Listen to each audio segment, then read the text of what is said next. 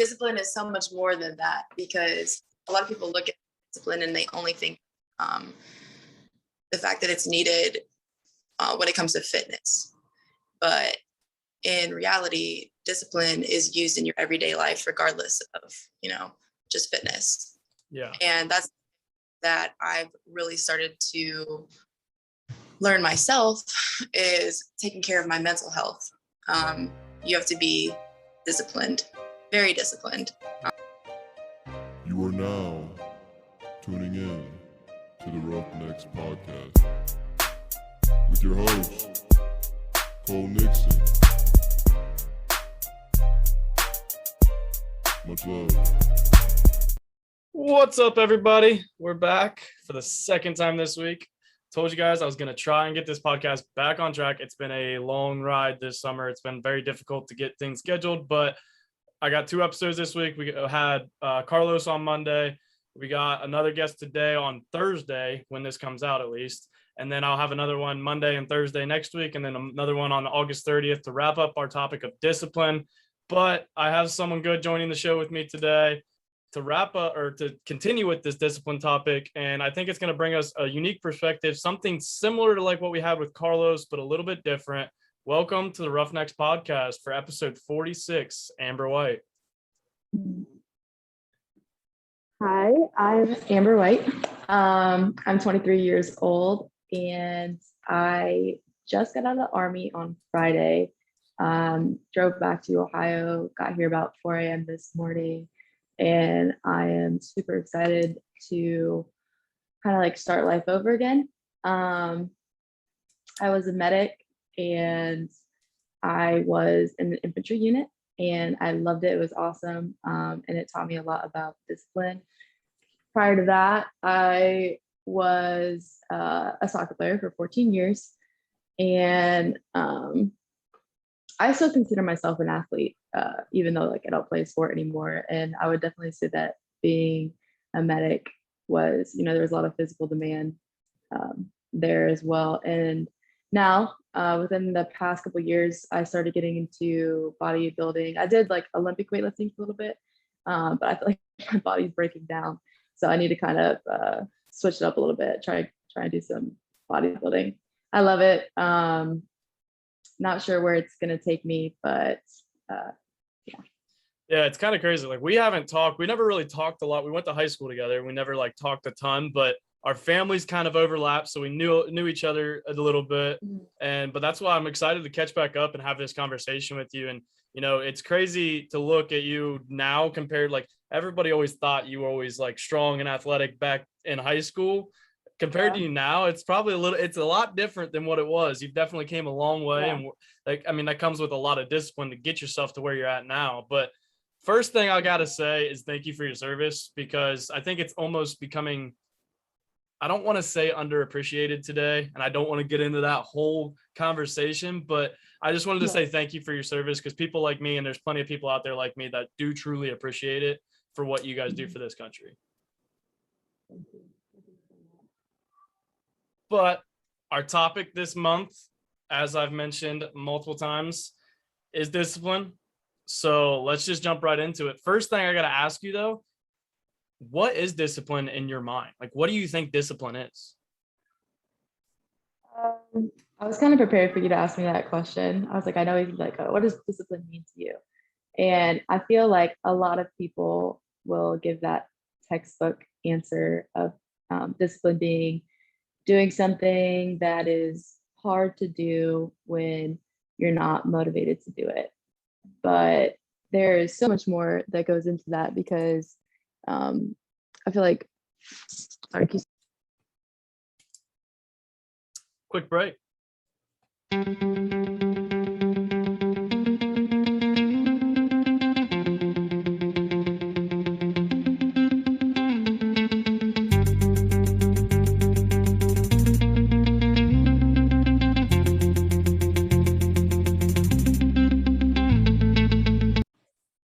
Okay, can you still hear me? Yeah.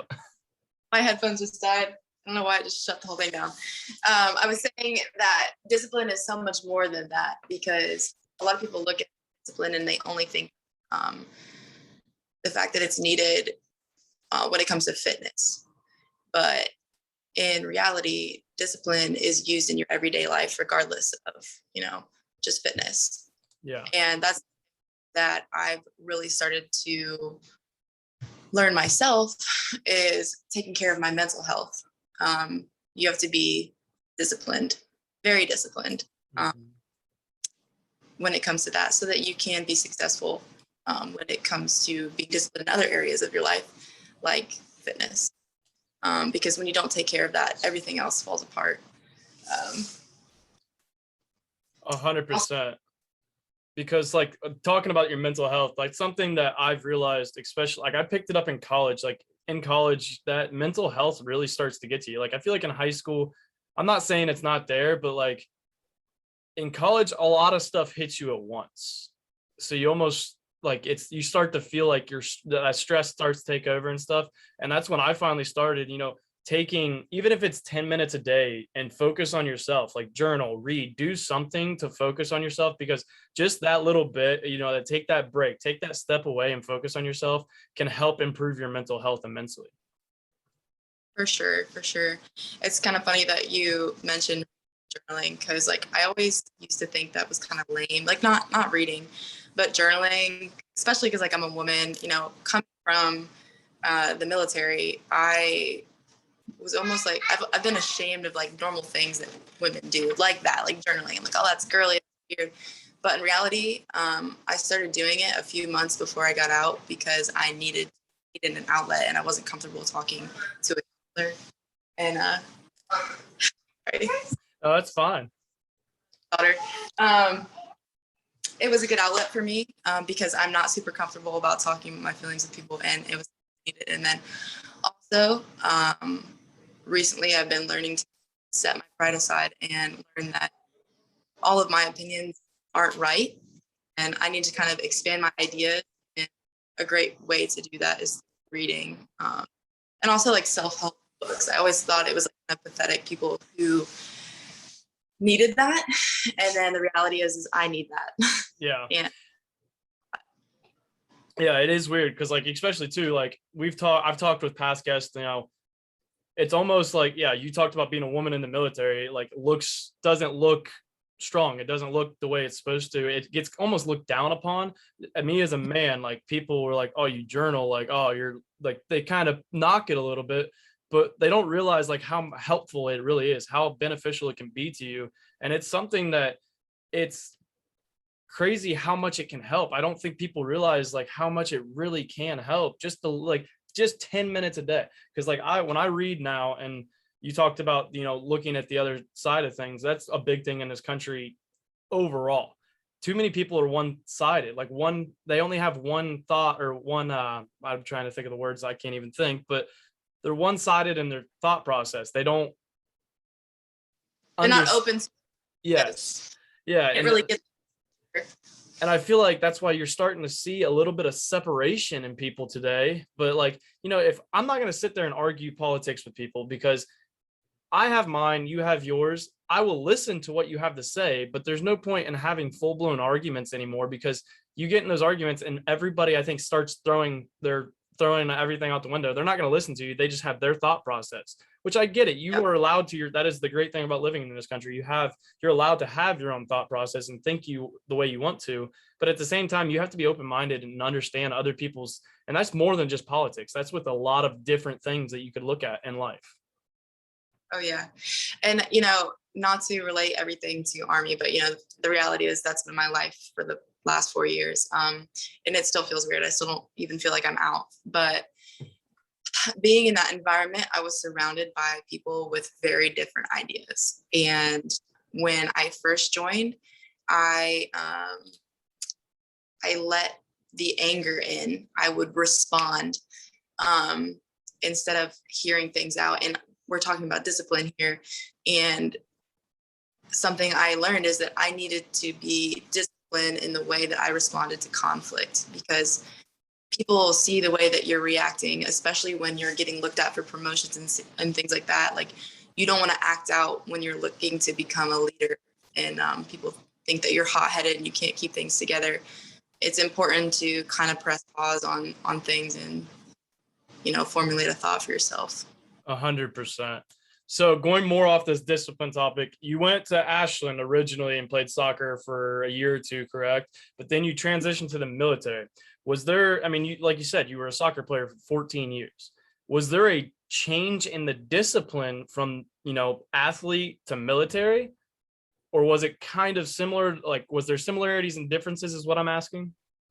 There were so many similarities. I would say that it's tremendous. I know my dad's gonna listen to this. I owe a lot of credit to my dad for the discipline that I have. And I think I tell some people some stories about my dad. They're like, was he abusing you? I'm like, no. He knew what I wanted before I knew what I wanted. And he knew what it took. Because originally, you're right, like I wanted everything from soccer. Like I was doing travel ball on top of high school, the Olympic development program. Then I was getting looked at by colleges and blah, blah, blah. And I wanted to go pro. I wanted to do whatever I could. And initially, that was my dream. Dreams change. But because he was older, he knew what that was going to take. And I didn't. But as I grew as an athlete, I started to understand that if I didn't have the discipline that it took, that people were going to beat me, they're going to be better than me, wasn't going to get looked at. I would say that definitely transitioned over into the Army. Sorry. No, you're fine. That definitely transitioned for me. And sometimes I have to be careful how I speak about this. But the biggest challenge I had to overcome was not being hot-headed because I felt like I was picked on as a woman. And because I had that discipline. The first Roughnecks dog appearance. I'm surprised, and this is the episode 46, that there has not been a dog pop into the camera. I have no problem with it. I love it, but that is 46 episodes, and it took 46 episodes because, I've maybe heard a little dog bark, but that is the first time we've had a dog pop into the camera, and I love it. This is my mom's dog. What was I saying? How it transitioned over being a woman, because I wanted to be stronger. I wanted to be smarter. I wanted to be faster because I knew that I was capable. But I started to, that kind of changed too. It shifted from my perspective being, I have to prove myself to these boys or these men, right? To I need to be the best leader for my country. Like, not to sound corny, I know, like, I'm sure some people are gonna listen to this and be like, like gag, but not about being a girl compared to a boy. And I think it shifted my perspective as a leader, and being the athlete I was set me up for success in the military and for the rest of my life. That's crazy. We've talked so many times on this about, I have topics every single month that are different. We've had all kinds of different ones, mindset, attitude, and I can't even think of them off the top of my head now, but like most of my guests are sports related guests. And we've talked about how much sports prepare us for our future. And it, like, you look at it, it teaches you discipline. It teaches you leadership. It teaches you like time management, all this kind of stuff and how they tie in. That's why I highly recommend for people at a young age to get into sports. Maybe I never played soccer. No one in my family really played soccer, but if my kid wants to go be a soccer star, I have absolutely no problem with it. There's always those stereotypes. Oh, you're going to play this sport and this sport because that's what I play. No, I want my kid to do what he wants to do or she wants to do, because at the end of the day, no matter what sport it is, you are going to learn so many valuable life lessons. Like, Jeff Severino was one of my favorite coaches of all times, because I've never had a coach in my entire life teach me more about life without me even knowing it, because then I get to college and I'm like, wow, he was teaching me a lot. Yeah. You don't realize it at the time. I would totally agree with you. I think a lot of athletes can relate to that. I think a lot of times we think it's dumb when in high school, but then later in life, we're like, holy crap, that just took a whole turn and I didn't even realize it. Like when I tell you to get on the line, you're like, I really don't want to do this last sprint, but it's like, win a game that you wouldn't have won otherwise, whatever. Yeah, totally.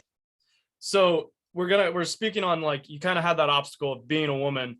Was that, and we're not going to get too into it, like you said, but was that a hard obstacle for you to overcome? Like how long, and how did you kind of overcome that? Was it more personal for you, or was it kind of a overall thing?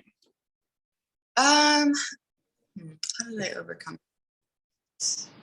I think I just aged, as weird as that sounds. Like I just kind of developed a sense of self-worth that came from inside, from me, realizing that I didn't need that validation, especially working in a male-dominated environment, from those people.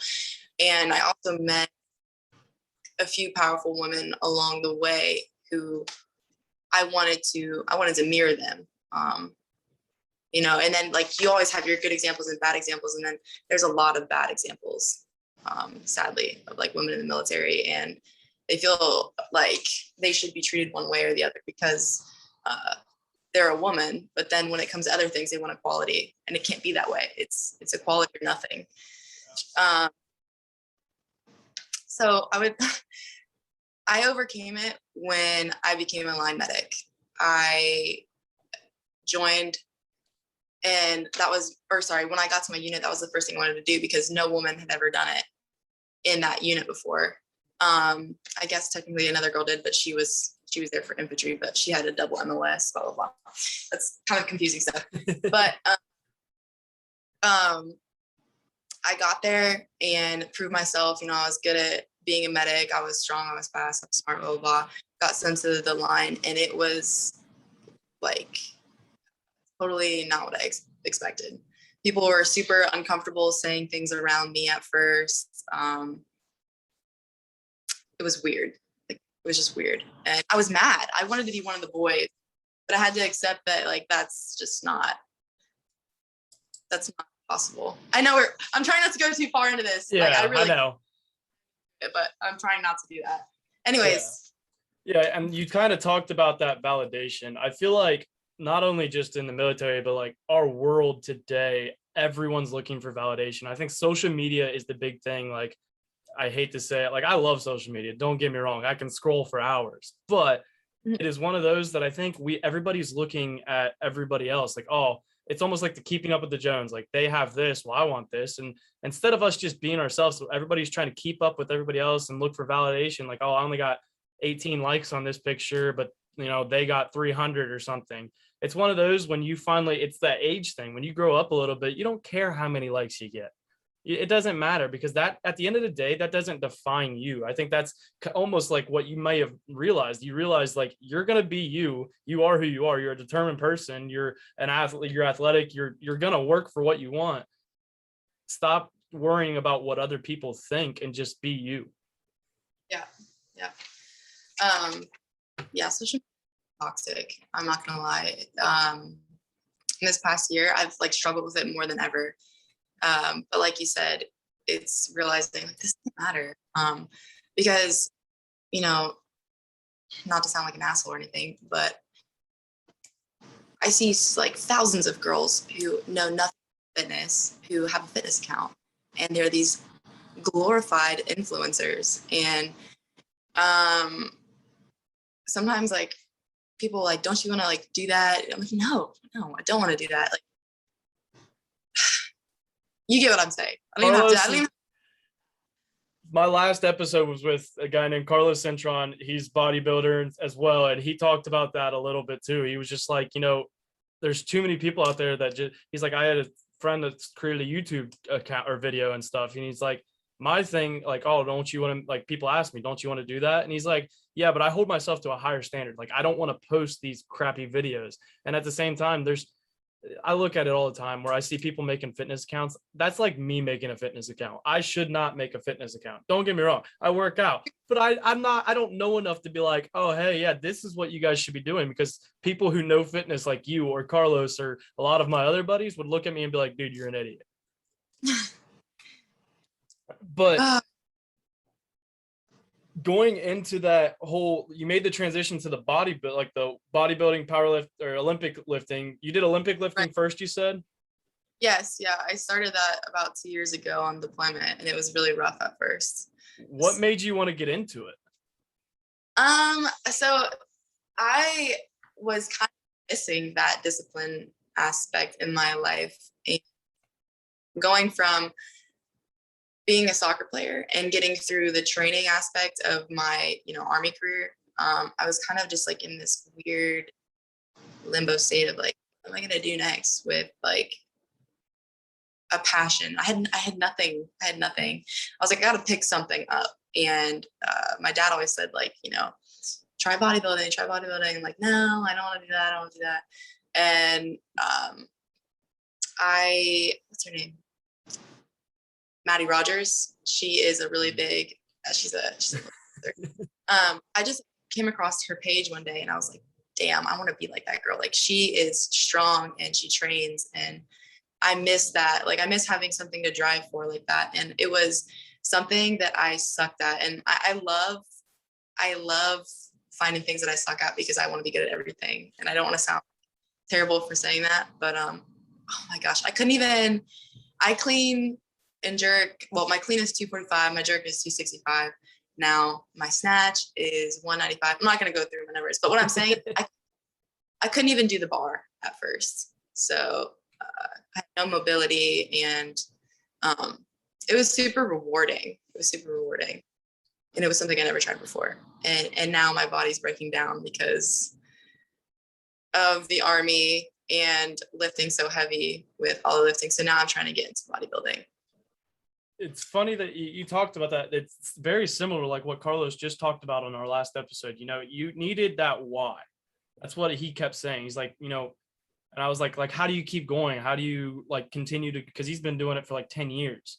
And he's like, how do you keep yourself going? He's like, I have that why. And he's like, right now, he's like, don't get me wrong, my why changes. Right now, my why is 16 weeks. That's what he keeps saying, because his next competition's in 16 weeks. I think it's like 8 weeks now. But he's like, I just kept write it down every day, your why.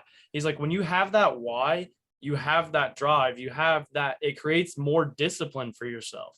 Because that's, I think, a key to discipline, almost from what me and Carlos talked about, was you need that why to help keep you disciplined as well. Because if you don't have a why, there's no reason for you to really do certain things. Mm-hmm. It's nice because your why, like you said, your why is always changing.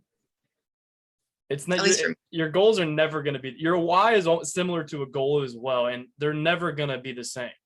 And you may not achieve every one of your goals that you have set, but I think me and you are kind of the same, and a lot of other people. I'll be damned if I don't try my hardest to get that goal. Exactly. And I think a lot of people that do fall short of their goals, sometimes it just, things don't work out. But also some of it is, they lost track of their why. Because your why and your goal are similar, but not exactly the same. So I think a lot of times, like, you need to keep track of that why. Because I know, me personally, as soon as football ended for me, I quit going to the gym. And I didn't have a why. I think that football was my why. I went to the gym as much as I could to continue to stay in shape. That was my why. Well, then, I quit going to the gym, and then all of a sudden I watched myself put on a little bit of weight, not look like I used to look. And then I was like, oh, hey, there's that why. Like, my why is completely different now. For the past 8 years of my, 10, 12 years of my life, it's been football has been my why. I go to the gym. And now it's just like, I don't want to look like some other people. Not saying other people look bad, but I don't want to look like that. I set a standard for myself to not look like that. And because that just goes to show your why can change, and that's okay. For sure. Sorry, I lost my train of thought. I kind of just regained it, but it's gone. I was going to ask though, like, why did you end up making that shift? Your body started breaking down and stuff, so you made the shift to bodybuilding. How long ago did you make that shift? Literally a couple weeks ago. Oh, really? Yeah. So actually, you just sparked it. There's that thought. I think my why is I have always known that I have really good potential and genetic potential at that. My mom and dad are just built insane. And I've never really been able to reach that full potential just because it's kind of hard to figure out your niche, like what you're passionate about. And I want so many things for myself. I'm like, what should I really focus on? And now that I'm getting out of the Army, I'm like, wow, I can really do something here with fitness. And I'm finally getting that chance. And it feels so good. So what you said, you asked me, when did I make that transition? Mm-hmm. And why? Yeah. Yeah, a week ago. And I just wanted to switch it up. I want new challenges. It seems like you're always looking for new challenges. Like you said, you're one of those people that wants to be good at everything. And you kind of said it like people might not like that, but I think people don't like that because they're not good at everything and they're not willing to put in the work to try and become better at everything they do. That's one of the, you kind of almost seemed like you looked at it as a bad way, but in reality, that's a great thing to have because not many people have that drive. I can say I do not have that drive. I have my spells where I'm like, I want to learn as much as possible. But at the same time, like we all go back to our comfort zone. You're one of those people that's fine with being uncomfortable until you make it comfortable. Yeah. You just made me think about, I dropped this paper. I'm going to grab it. Okay. You sparked a thought in me. You say you don't have it. And I get that. I do. There's definitely things that I don't feel passionate about that I don't want to be good at. You know what I mean? I don't really care that much about knitting. You know what I mean? But I do want to be a PA one day. And I'm still really passionate about like medicine and things like that. And I know what it's going to take.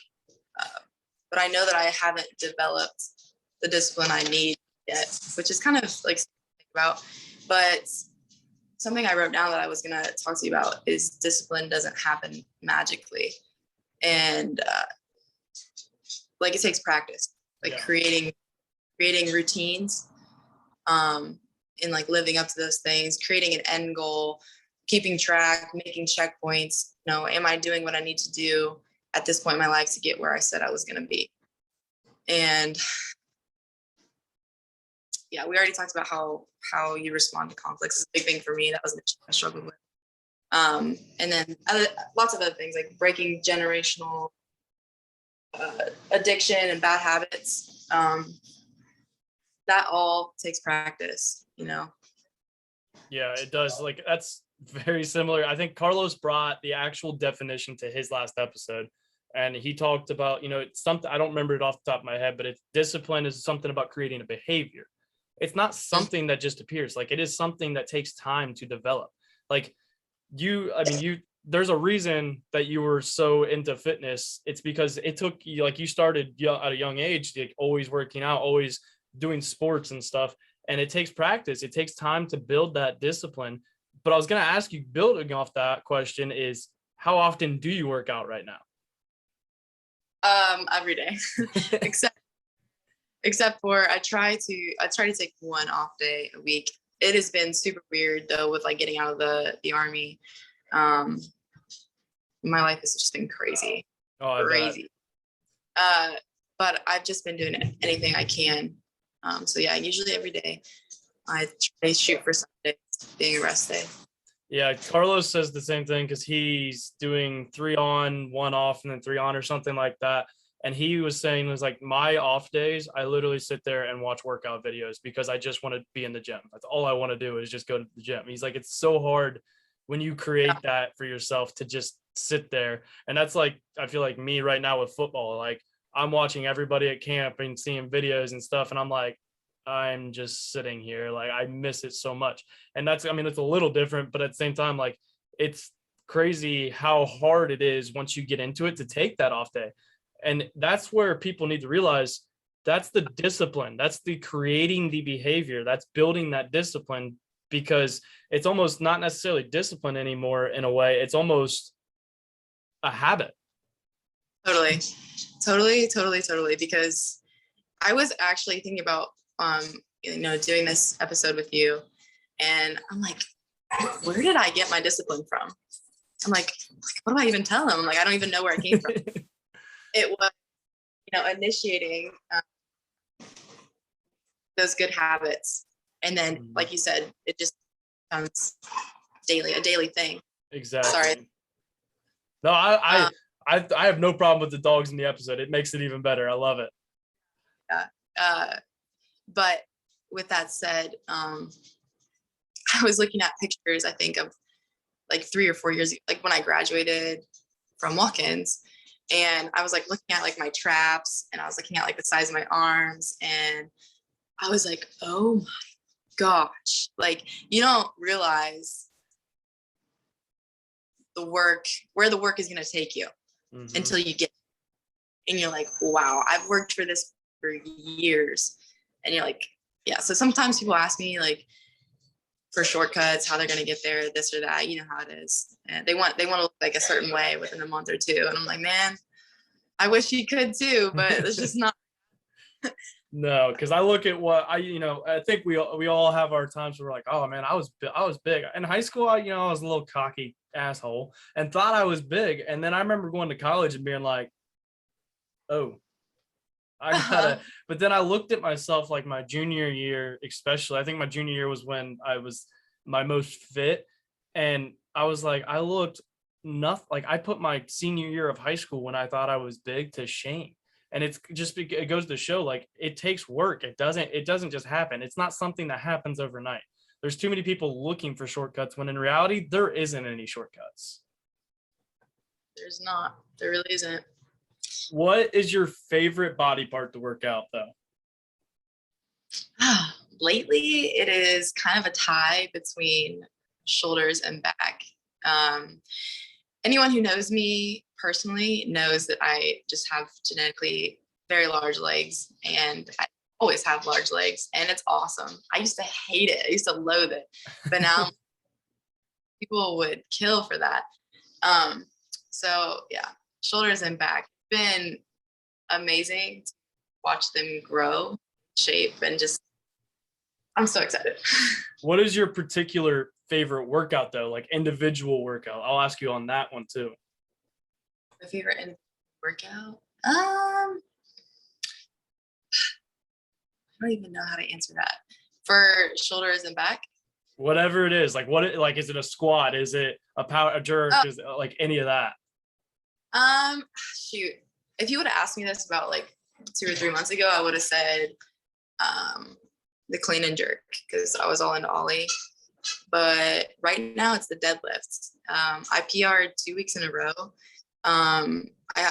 Which is like that was my worst lift. I sucked at deadlifting and I was kind of scared. And that's crappy for me to admit because I always talk about how you should tackle your fears. But anyways, I hit 365 2 weeks ago. The next week I hit 375. And then this week I almost pulled 385, which is like, I'm definitely trying to progress way too quickly, but that's just how I do things. But I wanted to pull 405 by the end of the summer. What are your goals in weights? I want to know that because we've been talking about your lifts and stuff. I want to know what your goals are. That was a question I was going to ask. So what are the goals of your, what weights do you want to hit?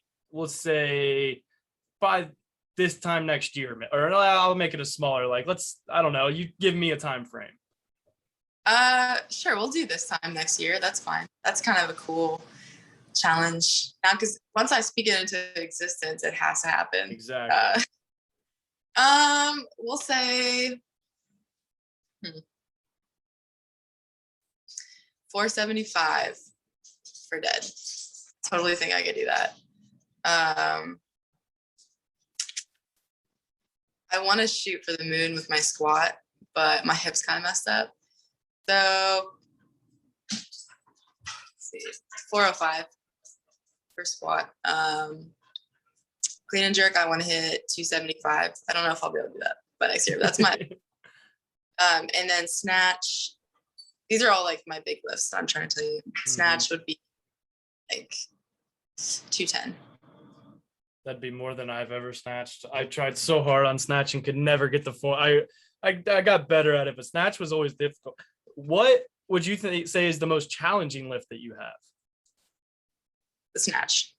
No, I agree. Snatch, I think, is almost underrated. Like, people don't understand how much it takes to get that snatch. Yeah, it is such a mental lift too. The technicality of it, and working up that courage to fall under the bar with your hands, the positions that they are, and just like all of that weight and the way it's distributed, it can be scary. Oh, it can be, because I remember watching freshmen with cleans even, they pull it perfectly fine, but they're like afraid to throw their elbows underneath. They're like just afraid to throw. And I'm like, you're there. Just like once you get over that fear, once you tackle that fear, it becomes second nature. I understand, because we all do it. We all have done it. Like it is kind of nerve wracking to put 200 pounds above your head or whatever. Totally. Well, it's you have me thinking all sorts of things about discipline now, and I actually should probably back off of lifting, to be honest with you, for my health. I have so many things going on with me, and I will admit to you, I am not disciplined enough when it comes to recovery, because I want to get that end goal. Like, I want to train harder. I want to be the best. And like, I forget that you have to be disciplined with recovery to do that all the time. I neglect it for sure. And you say you don't have the discipline, but you have like the first step in that as well. That self-discipline to realize that's like the first step that I think a lot of people don't understand. Like, you realize you need to. Mm-hmm. Now the real discipline comes in actually doing it. And that just goes to show that not everybody's perfect. Not everybody's going to do everything right way. I think that's and that's another thing with social media. Everybody thinks, I think too many people think, oh, they're perfect. There's no such thing as perfection.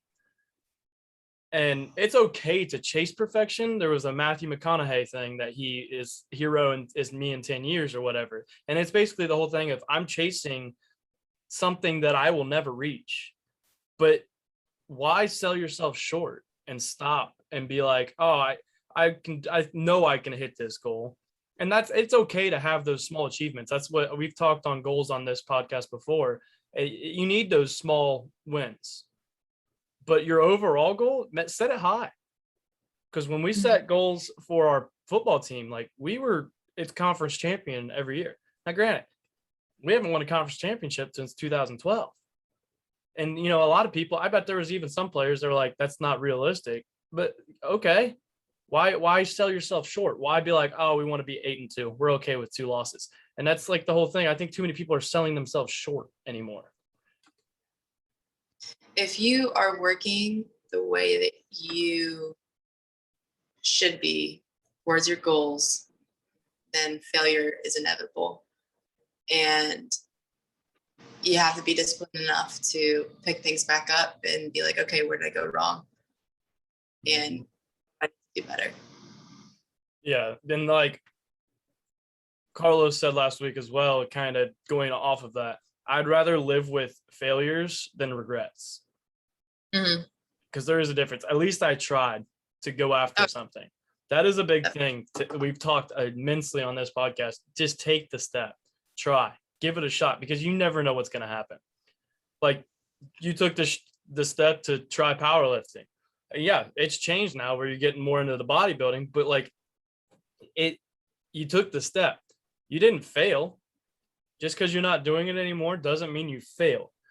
You took the step, you took that, and that takes a lot of discipline, self-discipline, and self-encouragement to do that. What do you think what other character traits make up, do you think, discipline? Because I think a lot of traits intermix in discipline. So what do you think of like leadership and stuff like that? What do you think makes up discipline?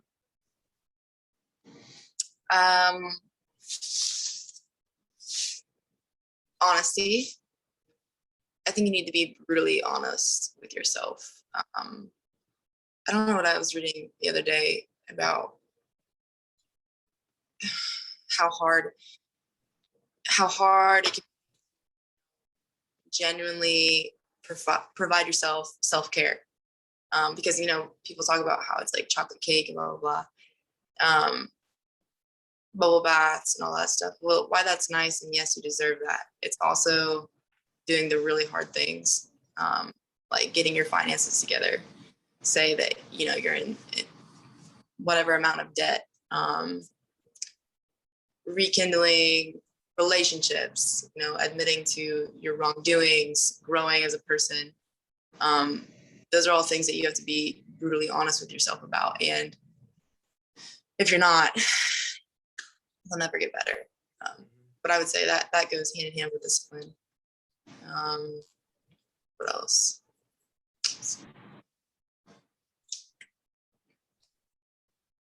You mentioned the honesty, and there was something that I heard one time that really stuck with me, and it kind of goes to show why honesty is very important. Like being honest with yourself. There's only one person you can't lie to, and that is yourself.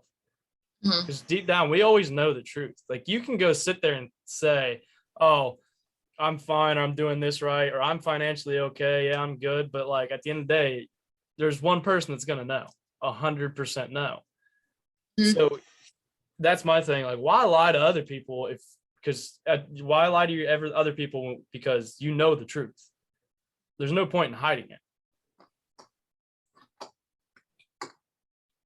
But I was going to ask if you had any other last second thoughts on discipline before we get into the last few segments of this episode. We kind of covered it. The one thing I wanted to say was that failure is inevitable, and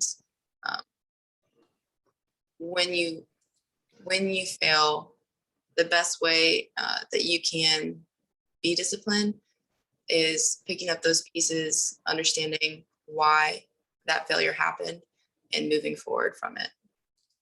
Yes, understanding why that failure happened. I love that, because I don't like to look at things as failure, because one, you tried, and two, they're a learning experience. You really don't think Elon Musk, Jeff Bezos, Steve Jobs, all these people that were very successful at what they did, you really don't think they failed? Right. How many times did they fail? It's okay to fail. We fear failure in this generation. Nobody wants to fail. And I'm not saying failure should be acceptable. I'm saying it should be learn from it. Take it and learn from it. So now that you just got, I always ask all my guests these 3 questions every episode. Now that you just got out of the military, you're about to start a new chapter in life. What are your goals going forward overall? Short term, long term, whatever you want. Long term is getting into PA school. I'm pretty close to finishing my bachelor's. Hopefully, I'm trying to go to Ohio State this upcoming spring to do that. Also, I've always been afraid of bodybuilding because I used to have a really bad relationship with food. But now that I'm doing it, I'm kind of loving it, and I've developed a relationship with food, and I want to give that a try. I want to see if maybe I can get a coach who will make me feel comfortable and kind of open up, because I think that I do have some potential there. So, who is your biggest inspiration in your life?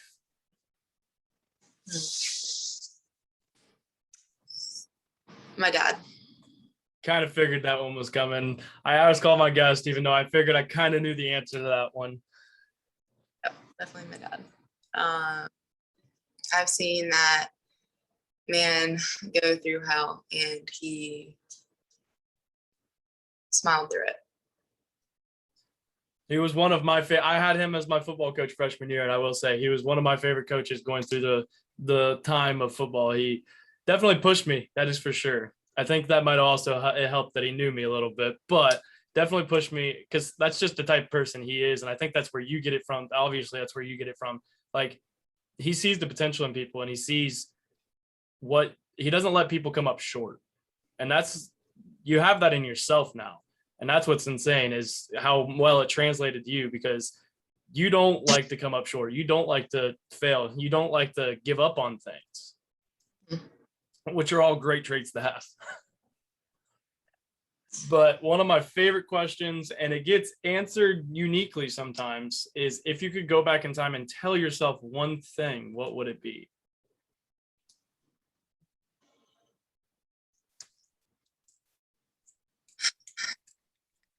Wait, go back in time, tell us like one thing.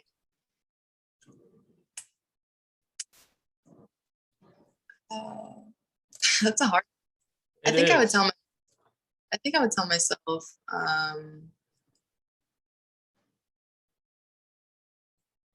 that I don't need to prove anything to anybody.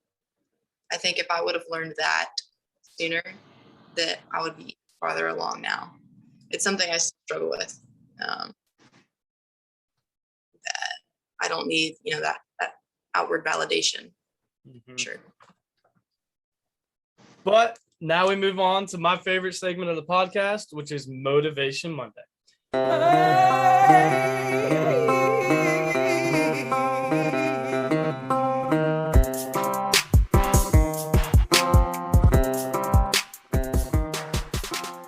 This is the point in the episode where I like to allow my guests to give the Roughnecks listeners a little inspirational bump to set the tone for their week as they listen on Monday morning, except this episode will be on Thursday. So they get a double Motivation Monday this week. Motivation Monday on a Thursday. What do you have for Motivation Monday on a Thursday? Oh, I didn't know you actually let me do this, so it's kind of on the spot. That's okay. Sure. Failure. We'll touch on that one again. I think it's such a huge thing in life, because you're always going to fail. No matter what, you're always going to fail. But it's okay, because everybody fails. You're not the only person. And you're mentioning like Elon Musk. That's a huge name, right? Like, now look at him. Just think about what could have been if you didn't move on from that failure and if you didn't learn from it. Yeah, there's always there's always those people that were like, what if? And you're always gonna have what ifs in life. Nothing's gonna, like, you're never gonna do everything exactly the way you want to do it. But like, I've talked, I think last episode and the episode before, I want to move out west, and like, I look at it, and I've talked to people who wanted to move out west as well and experience like Montana, Wyoming, and that, and live there. And they always say, like, a lot of them are like, don't get me wrong, I love my wife and kids, but it is one of my biggest regrets in a way that I didn't actually like take that chance.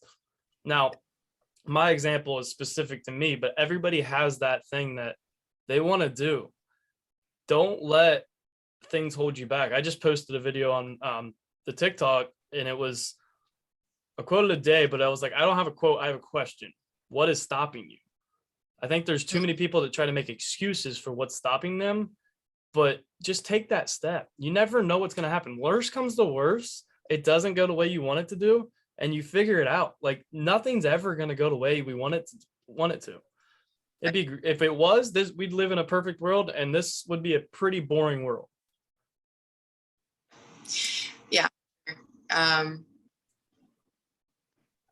You just made me think about like what you said when you were talking about, you didn't know that with Coach Severino, the way it was going to impact you later in life. That's definitely a huge thing. Like, not settling and not being afraid of something going the wrong way. Like, for instance, me not becoming a pro soccer player like I planned. I planned my whole life around this. I dedicated hours and hours and hours of my life to one thing, and it did not go to waste. It made me an incredible woman. It gave me confidence, and it made me who I am today. It really did. And with that, that's a wrap on this episode of the Roughnecks podcast. And we had Amber cut out again, but we're back. That's a wrap on episode 46 of the Roughnecks podcast. Thank you so much, Amber White, for coming on. I really appreciate it. If you like this episode as much as I did, be sure to subscribe, rate, review, comment, like, share, all that good stuff. Be sure to be watching the Roughnecks social media. We will have episodes coming out again on Monday. This episode that episode is also going to be a very good one. I'm about to record it here in like an hour and a half as well. So it's with a fellow podcaster who has an awesome podcast. Be on the lookout for that. But until next week, you know the deal. Life is hard and is going to knock you down like a bull does. Get up, grab the bull by the horns, and take control of your life. Roughnecks out.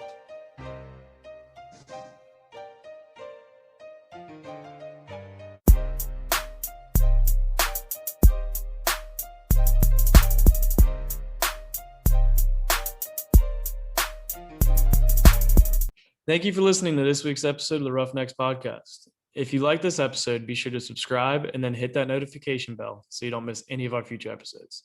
If you want to be a guest on this podcast or have a guest idea, then email me at roughneckspodcast@gmail.com or message me on social media on Instagram at Roughnecks Podcast, Twitter at roughneckspodc1, or Facebook at Roughnecks Podcast. Life is hard and will knock you down just like a bull will. Don't lay there and let it run you over. Get up, grab the bull by the horns, and take control of your life. Till next week, Roughnecks out.